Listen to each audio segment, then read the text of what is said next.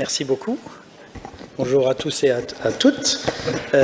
Tout d'abord, merci pour l'invitation ici. Et je suis ravi de pouvoir vous parler d'une thématique qui, je pense, pourrait renseigner dans le futur la pratique de l'audioprothésiste. Je parle de la question de l'existence de biais auditifs dans l'évaluation cognitive.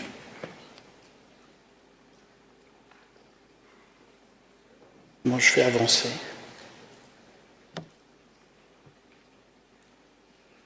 Pardon. Alors, ces dernières années, nous avons assisté à un accroissement de l'intérêt pour le rôle des différences interindividuelles dans le fonctionnement cognitif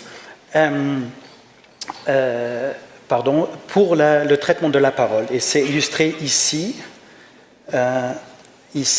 par une augmentation notable du nombre de publications scientifiques portant sur les liens entre la perception de la parole et la cognition.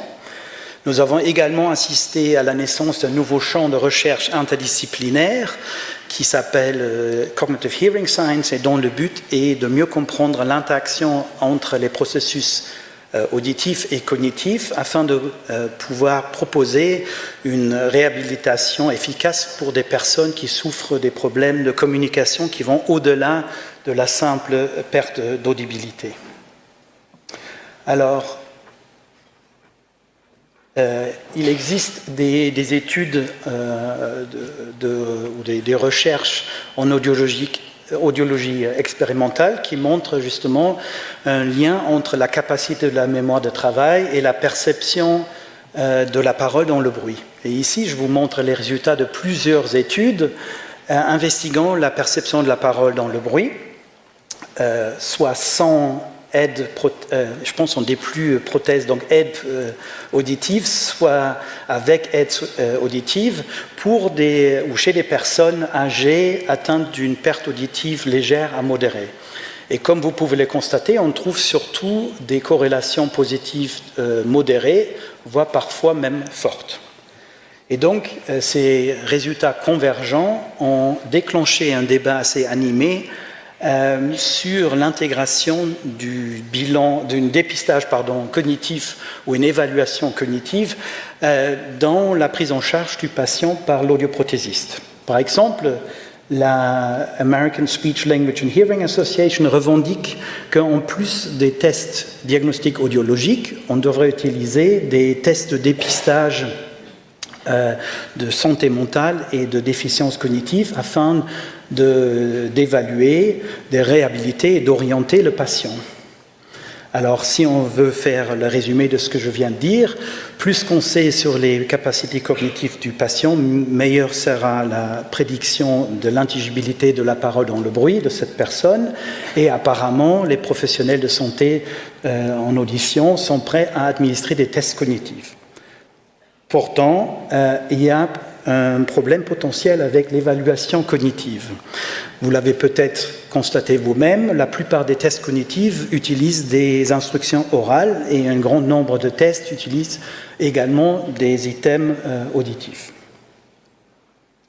Voici un exemple. Voilà un extrait du Mini Mental State Examination. Et l'item que j'ai surligné ici demande à l'examinateur de produire ou de nommer 3 objets et après de demander au patient de répéter les noms de ces 3 objets. Donc ici, on a les instructions et aussi les items qui sont fournis de façon orale.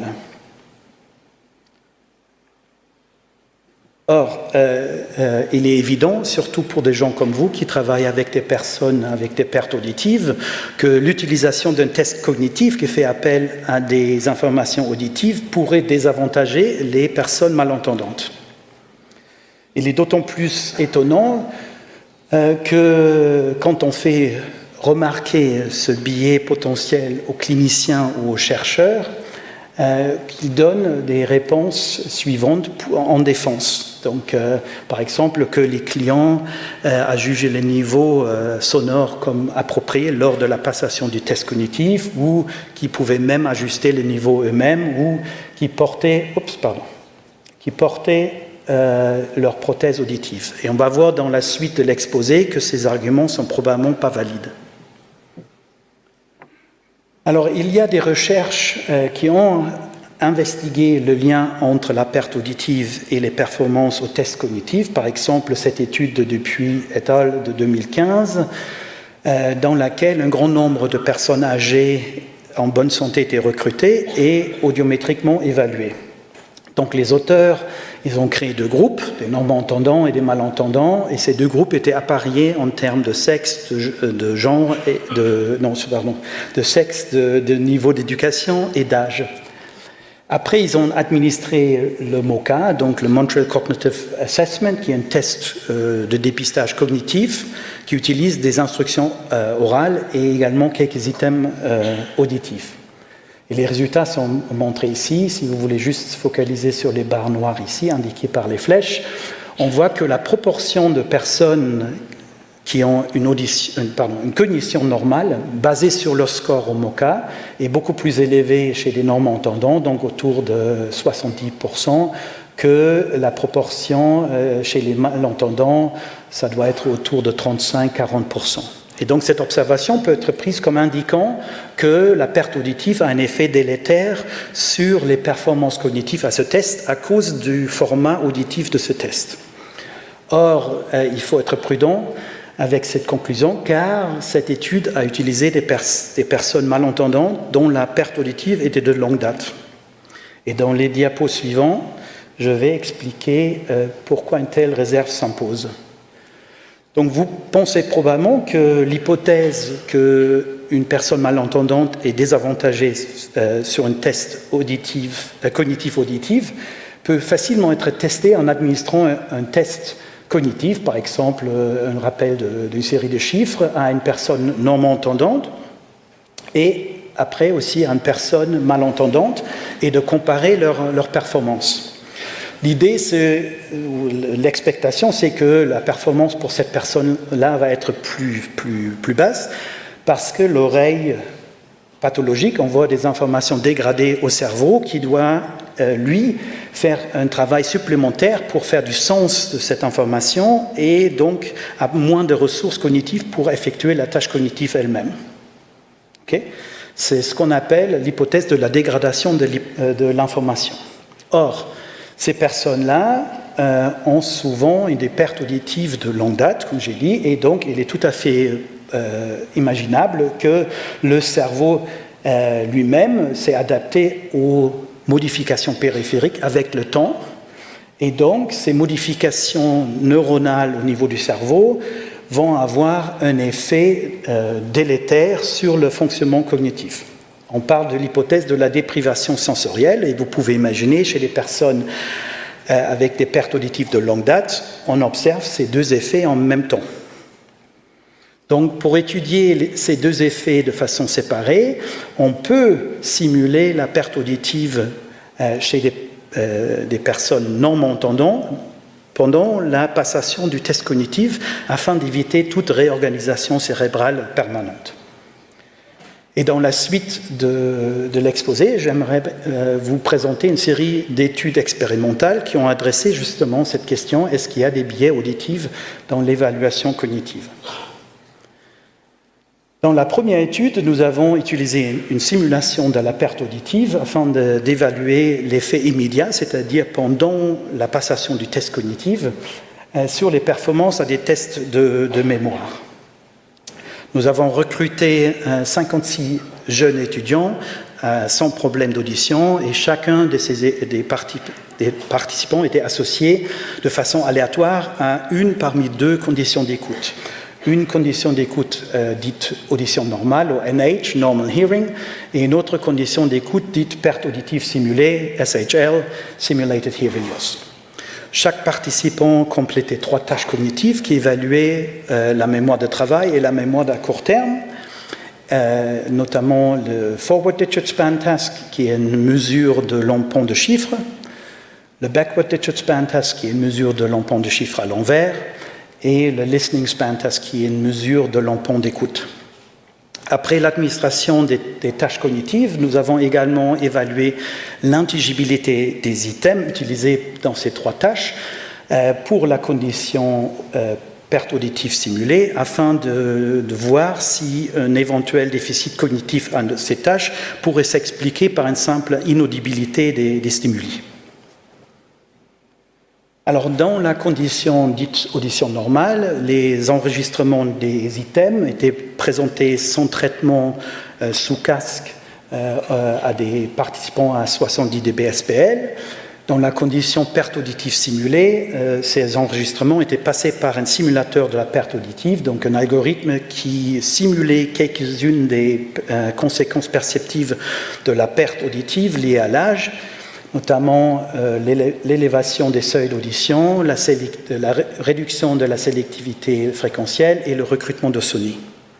Et ces dernières dégradations du signal étaient effectuées sur la base des seuils audiométriques qui étaient donnés comme entrée au simulateur. Voici à gauche les seuils audiométriques qu'on a utilisés dans cette étude en magenta. En fait, cet audiogramme correspond à la sensibilité moyenne d'une personne typique âgée de 75 ans. À droite, vous voyez les spectres de puissance d'un des items, le chiffre 7, dans la condition non dégradée et dans la condition dégradée. Voici les résultats de cette expérience pour les 3 tâches cognitives en fonction des 2 conditions d'écoute, donc normal hearing and simulated hearing loss. Et vous pouvez voir pour les 3 tâches qu'on observe chaque fois que les performances dans la condition audition normale ici étaient toujours significativement supérieures aux performances obtenues dans la condition perte auditive simulée, et ceci malgré le fait que l'intelligibilité des items était parfaite dans toutes les conditions. Donc on a vérifié ça après coup. Également intéressant est le fait que la taille de l'effet, ici exprimée par le D de Cohen, augmente avec la complexité présumée de la tâche cognitive. Donc du simple forward digit span au plus complexe listening span task. Donc d'une certaine manière, au moins avec la simulation de la perte auditive, il semble y avoir un effet plus grand sur des tâches cognitives complexes. Malgré le fait que ces résultats sont relativement clairs, je pense, et convergents, il faut quand même signaler 2 limites de cette étude. Premièrement, nous avons utilisé un design intersujet, donc les sujets étaient affectés à l'une des 2 conditions d'écoute, et par malchance, on aurait pu affecter ceux avec une meilleure mémoire dans la condition audition normale. Deuxièmement, les tâches cognitives qu'on a utilisées ici, elles sont des tâches qui ne sont pas vraiment utilisées par les cliniciens. Donc nous avons conduit une deuxième manip dans laquelle nous avons à nouveau simulé la perte auditive simulée, mais on a utilisé cette fois-ci un design intra-sujet et un test de dépistage de la démence associée à la maladie d'Alzheimer. Donc on a recruté 30 nouveaux étudiants non-entendants et on a administré le Hopkins Verbal Learning Test, qui est un test de rappel verbal de liste de 12 mots. Voilà un exemple ici. Et chaque participant effectuait cette tâche dans 3 conditions d'écoute, une condition audition normale, une condition perte auditive simulée, 3 sévérités, donc légères et modérées.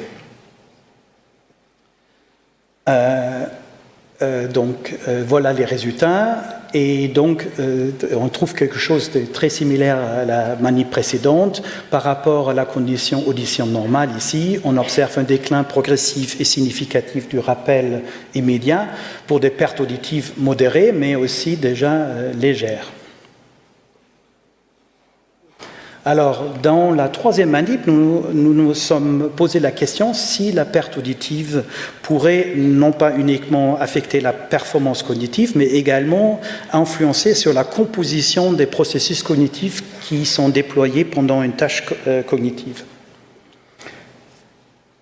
Et donc, nous avons recruté 19 nouveaux étudiants non-entendants et on a administré la version auditive du backward digit span, donc la mesure de l'empont de chiffres à l'envers dans 4 conditions d'écoute différentes, une condition audition normale et 3 conditions de perte auditive simulée.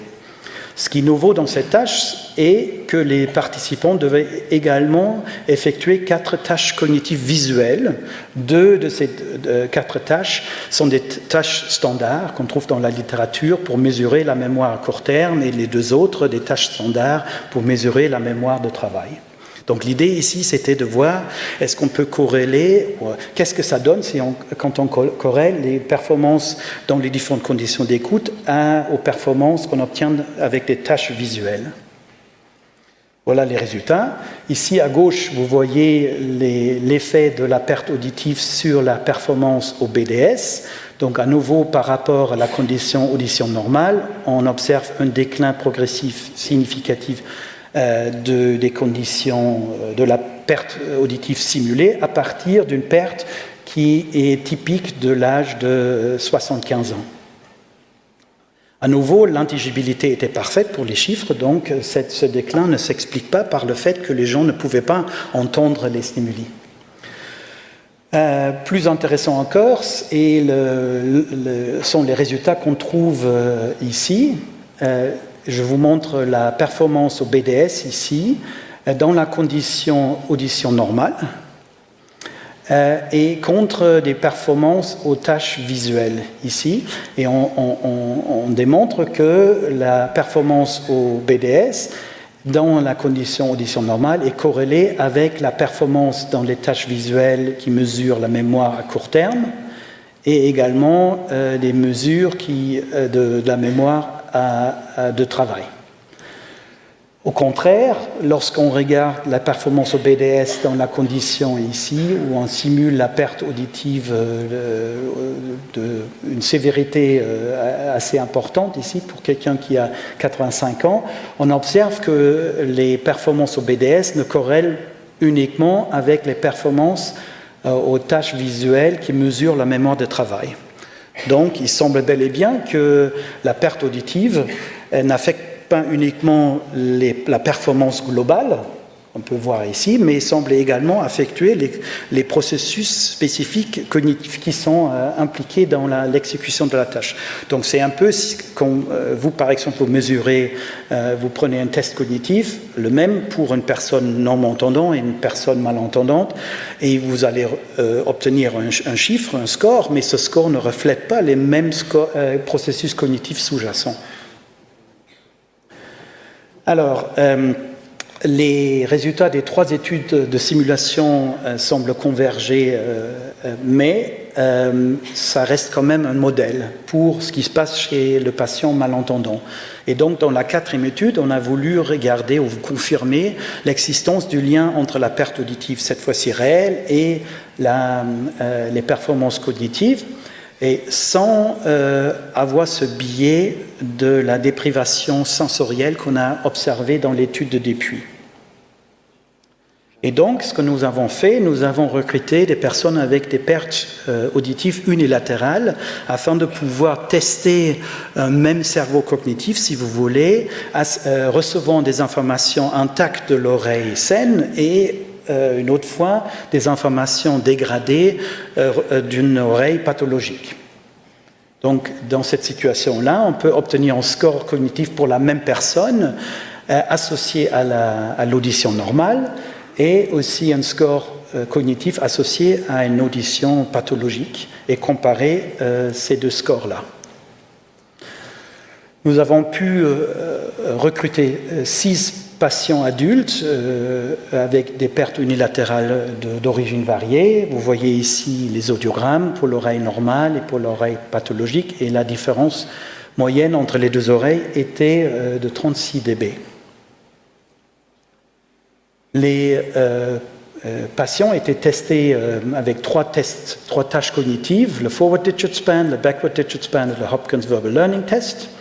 Et les items pour ces 3 tâches étaient diffusés dans 4 conditions différentes. Donc une fois aux 2 oreilles à 66 dB SPL, une autre fois à l'oreille normale au même niveau, ou à l'oreille pathologique au même niveau, et finalement, dans la quatrième condition, à l'oreille pathologique à 80 dB SPL.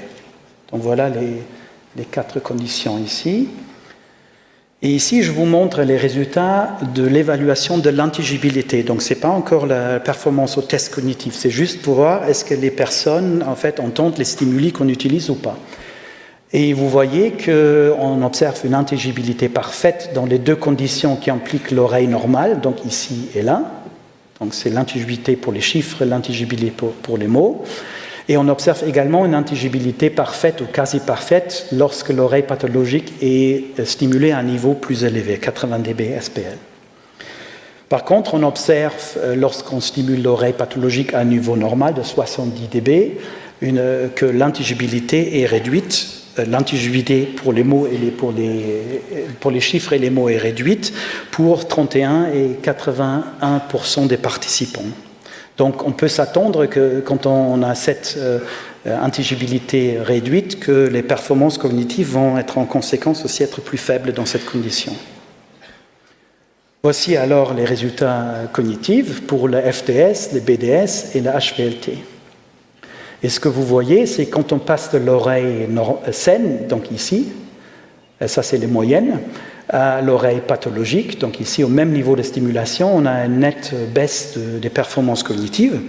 Dans 2 tâches, cette différence est significative, ici et ici. Lorsqu'on présente les stimuli à l'oreille pathologique mais à un niveau plus élevé, vous voyez que les performances augmentent à nouveau et sont maintenant à peu près au même niveau que le niveau observé dans l'oreille pathologique saine, stimulée à un niveau de présentation plus bas.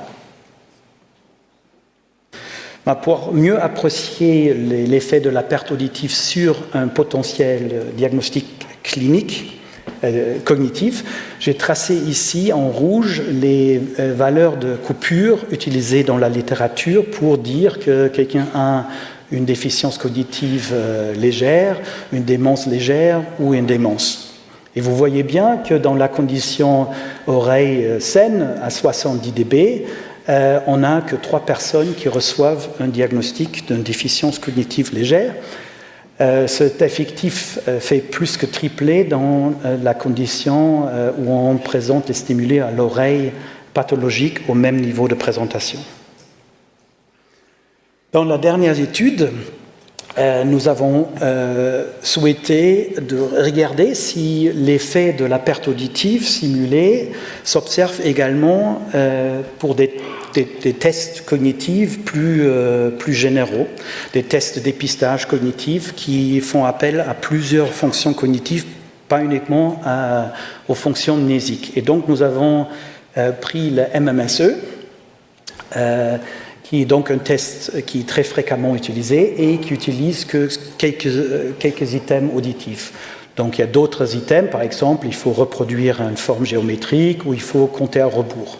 Et donc l'idée ici, c'est de dire peut-être l'effet de la perte auditive se voit moins sur ce type de test-là que sur les tests où il faut rappeler une liste de mots. Nous avons donc enregistré les instructions et les consignes pour chaque item, ainsi que les items auditifs du MMSE. On les a présentés à des étudiants jeunes non-entendants qui étaient associés à une de 3 conditions. Une condition audition normale et 2 conditions de perte auditive simulée qui sont représentées par ces audiogrammes ici. Ces conditions de passation faisaient partie d'une étude plus large qui était effectuée pour regarder également l'effet des protections faciales sur la perception, sur les performances cognitives. Et c'est demain après-midi, je pense que c'est autour de 3 heures, que Anna Douan va présenter ces résultats-là. Ce sont des résultats de son mémoire de 3e année à l'école d'audioprothèse de Cahors. En ce qui concerne la simulation de la perte auditive, nous voyons à nouveau un déclin significatif des performances au MMSE et ce qui est intéressant, c'est dans la condition de la simulation la plus sévère ici, on se rapproche à nouveau de la valeur de coupure signalant une déficience cognitive. Alors, pour résumer, nous avons constaté ensemble que beaucoup de tests cognitifs utilisent des instructions ou des items présentés de façon auditive.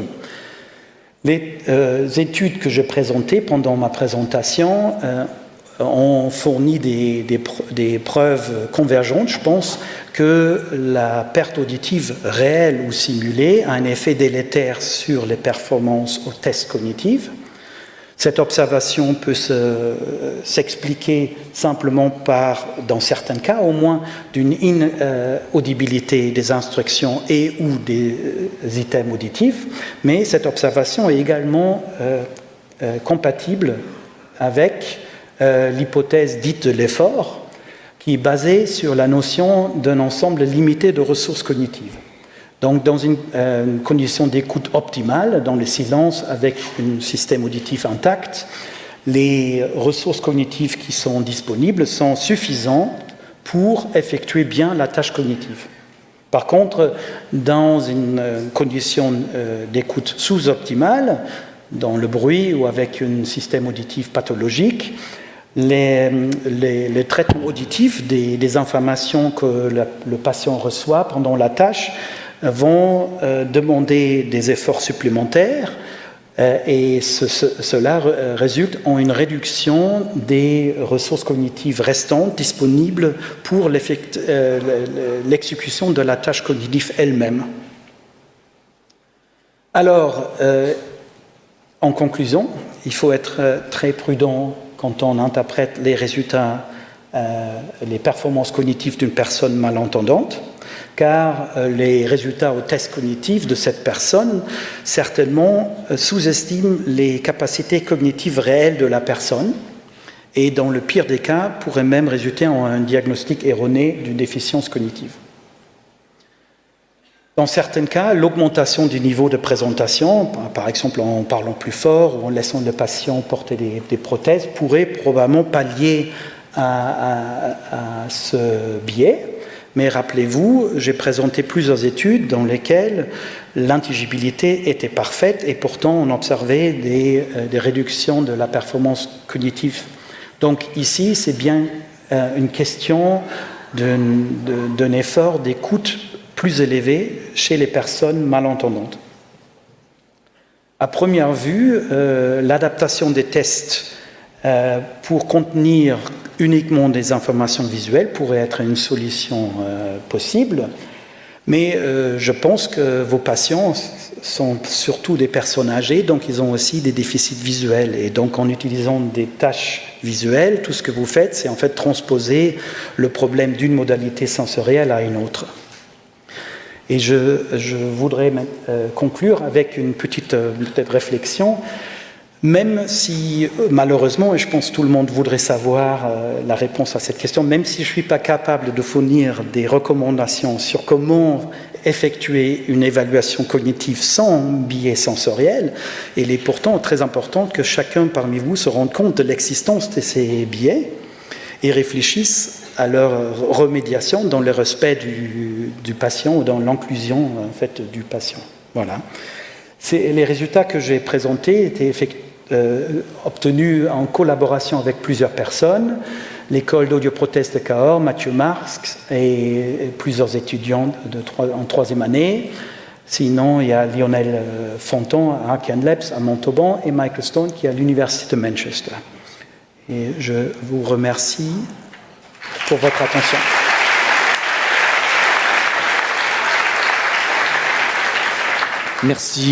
Merci beaucoup, Christian, pour cette très belle présentation.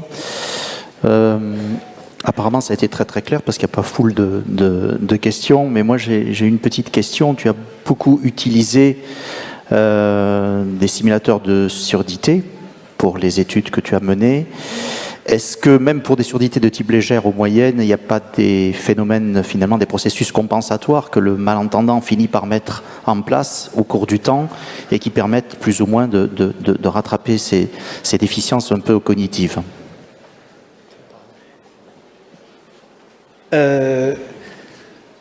Oui, c'est possible. C'est pas, je pense que c'était pas l'objectif de cette étude. C'était vraiment juste montrer, en fait, lors de la passation, qu'est-ce qui se passe quand on met une personne en condition de situation de passation d'un test cognitif. Comment, en fait, les conditions externes, la vue, l'audition, etc., peuvent influencer et finalement nous amener à conclure à un déficit cognitif qui rentre bien dans l'expectation du clinicien, parce qu'on est face à une personne soit âgée, qui devrait avoir une cognition réduite, ou une personne malentendante. Et on a entendu ce matin, par exemple, faire référence à des études qui semblent montrer qu'il y a un lien entre audition et cognition.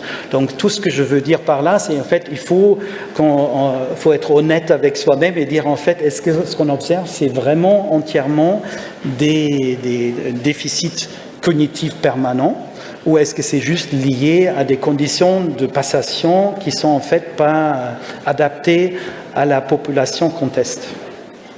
Merci Christian. Alors peut-être une dernière question. Alors je ne sais pas comment ça se passe en Angleterre, mais en France, les audioprothésistes n'ont ni la formation ni la compétence donc associée pour évaluer la fonction cognitive d'un sujet ou âgé. D'ailleurs, dans le parcours de soins du sujet presbyacousique, les orthophonistes ont revendiqué à juste titre que ça leur revenait en partie, hein, sinon c'est uniquement des médecins, gériatres, neurologues qui sont habilités à le faire. Donc peut-être il faudrait sensibiliser ces spécialistes à la cause pour justement utiliser une autre modalité. Hein. Tu parlais de la modalité visuelle. Moi, ma question, ça va être plutôt sur la normalisation de ces tests. Est-ce qu'ils ont été normés dans la modalité visuelle ou uniquement dans la modalité auditive? D'après mes connaissances, en fait, tout le monde maintenant dit qu'il faudrait utiliser les tests visuels, et il n'y en a pas beaucoup qui étaient justement validés. Et je pense qu'il y a un review assez récent l'année dernière qui montre que beaucoup de gens n'utilisent même pas les tests visuels. Donc oui, je pense que c'est un peu wishful thinking de dire qu'on a une réponse facile à la situation. Et comme j'ai dit, pourquoi devrait-on s'attendre à moins de déficits dans le domaine visuel que dans le domaine de l'audition? Après, il s'accorde à dire qu'a priori, ça fonctionne plutôt bien, de rétro-contrôler justement la consigne avec un support visuel pour la passation des tests. Mais je n'ai pas vu de normalisation sur cette modalité, c'est pour ça que je te demandais. Okay. Merci beaucoup Christian, merci encore.